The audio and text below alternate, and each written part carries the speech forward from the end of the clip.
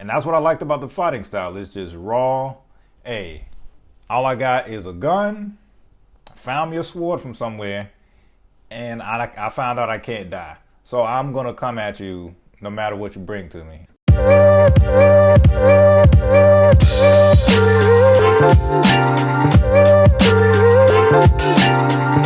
Hey, what's going on, folks? Another episode of Ryan Reviews Everything, and I'm coming back after watching the movie The Crow. This is the 2024 version. This stars Bill Skarsgård as our main hero or protagonist.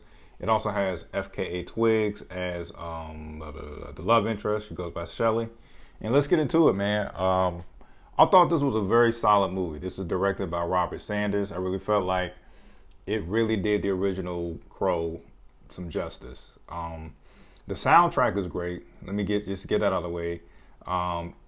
I'm gonna preface it with this: my movie theater was empty, but there were certain songs, like rock songs or whatever, that just really further hyped up the scenes and so forth.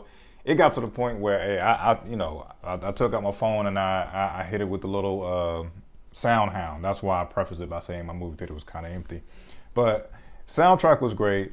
The way it was shot was great. Rupert Sanders is no rookie when it comes to being a director. He's done a good number of things, such as Rub and Tug, Ghost in the Shell. There's a movie with, what's my guy's name? He played Bane in Batman. Things That Got Carried, I believe is what it's called. So he's been around the block a few times, but I love the way it was shot. I really felt like Bill really has, pause or whatever you got to say. I really felt like he's built like he could be the Crow, like a superhero type dude. He's not overly bulky like The Rock. He's like, I don't know, the best way I could put it, like he's built like an average person, but he's just cut. He got like a 10-pack. Once again, pause, whatever the case is. I know, but he definitely he definitely looked the part of like a vigilante. So outside of the soundtrack and as far as the casting goes, I felt like he really gave the Crow, did the Crow justice. I'm talking about Bill Skarsgård. I also like the fight choreography in this movie.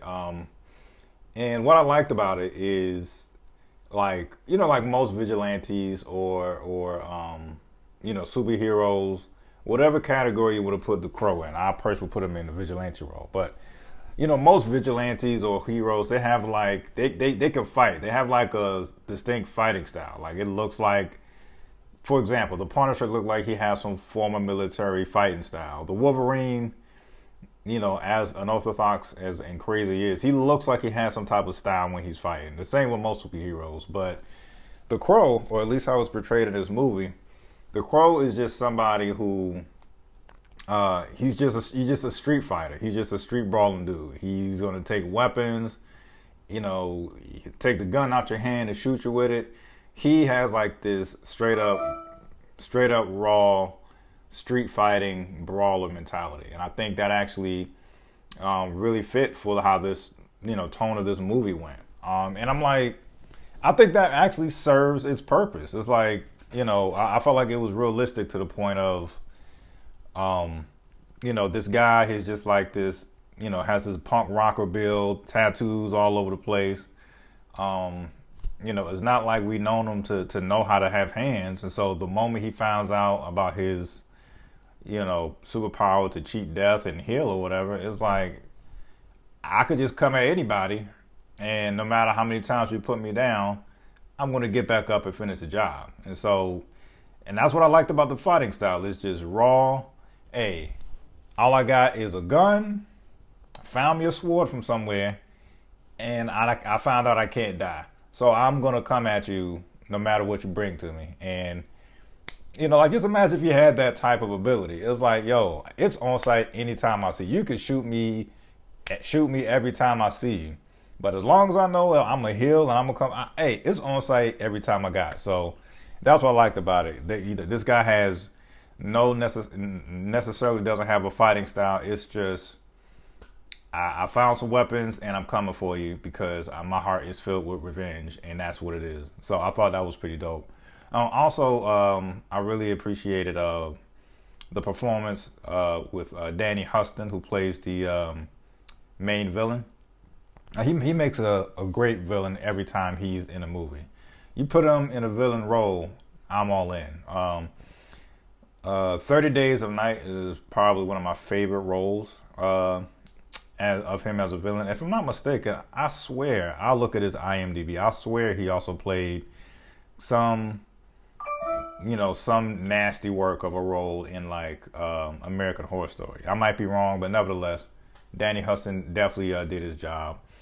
And of course, for those who are just unfamiliar with the storyline of The Crow in general, it's simply about this young couple who falls in love. The girlfriend has some baggage with her that Eric, who later becomes a Crow, doesn't really know about. Long story short, the baggage of the girlfriend catches up to her, and her and Eric are both brutally murdered. And because their love is so pure, Eric is given a second chance or infinite number of chances at life, because he is given I don't know if you call it a gift or a curse or whatever, but he's given the ability to heal himself, cheat death, no matter how many times you have him dead to rights, pun intended. He has the power to come back and make things right. That was like one of the reoccurring mottos or phrases in this movie. You got a chance to make things right. You and your girl brutally murdered. You got a chance to make things right and just get revenge on this entire crew that has any type of involvement in you and your girl's death. So that's what it's about for those who aren't familiar with it. And I really felt like it delivered. And another thing I hate doing a whole compare or contrast thing, because the original Crow is a classic in itself. But one thing I did like about this one, and maybe I just don't remember it because it's been, damn near 30 years. But what I did like about this one, it definitely felt like more of an origin story, in the sense that you see the tragic murder. You see Eric go to this afterlife type of place and actually learn, or he's taught, like very loosely taught, about his new ability. And even though he is taught his new ability, he's still learning the hard way about adjusting to this healing and stuff like that. So I'm not trying to spoil anything. So that's what I really liked about it. It actually felt more of an origin story. I feel like the original Crow was more like, couples brutally murdered. Brandon Lee comes back to life in this movie, and he automatically is just snapped to it in terms of, I'm on a mission. This one, it felt more like, you need to tell me what's going on, why I'm in this afterlife. What do you mean I now have the abilities to heal and cheat death? Like, it felt more of an origin story like that, if that makes any sense. Also, we see more like background in terms of how the couple met in this particular version. In comparison to the original, I believe the movie just starts out with Brandon Lee and his girlfriend already in a relationship, like an established relationship is already there in the original, as opposed to this current one. You actually see boy meets girl and boy falls in love with girl. You see all that. So that's one thing I liked about it. This is a spoiler warning, I suppose. My only minor nitpicky thing with this, there's this one major fight scene that takes place at a particular building.